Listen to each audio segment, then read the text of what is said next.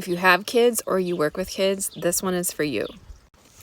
I've been reading this incredible book over the last 6 months and absorbing a lot of the concepts in here, all from Scandinavian culture. If you know me, you know I love almost all things Scandi.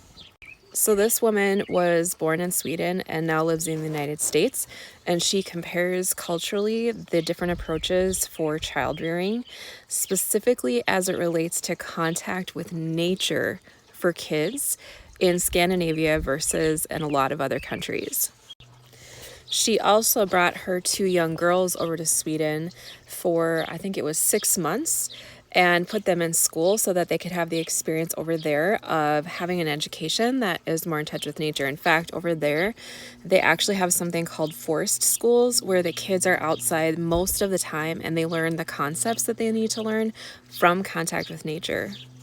There's so many powerful things about that. Number one is our immune system. Our immune systems are stronger when we are in contact with different microbes that are in the soil. And our overall health is better when we're getting fresh air and when we're experiencing the varied terrain that happens in nature versus sort of artificial environments where everything is the same all the time and our body never gets challenged and never becomes resilient. The name of the book is also a Scandinavian saying, there's no such thing as bad weather, there's just bad clothing.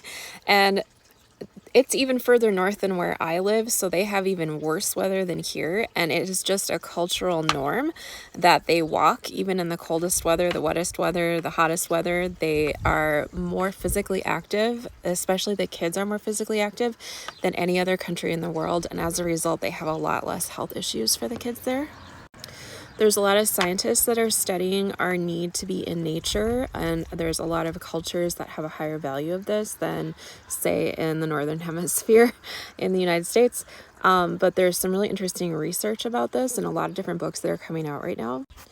One of the researchers from the National Center for Environmental and Outdoor Education at Linköping University in Sweden had a quote in here that I think says everything, and that is, there are certain parts of the brain that are stimulated when we move around and have fun in a varied environment.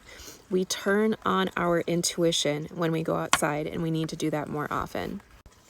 A huge part of my work is connecting people back to their inner voice, and I have experienced myself that this actually happens when we develop a stronger relationship with nature. So much grows out of that that is really almost unseen to most people unless they experience it. I hope you check this book out. It's amazing. It opened my mind to so many possibilities. Follow for more.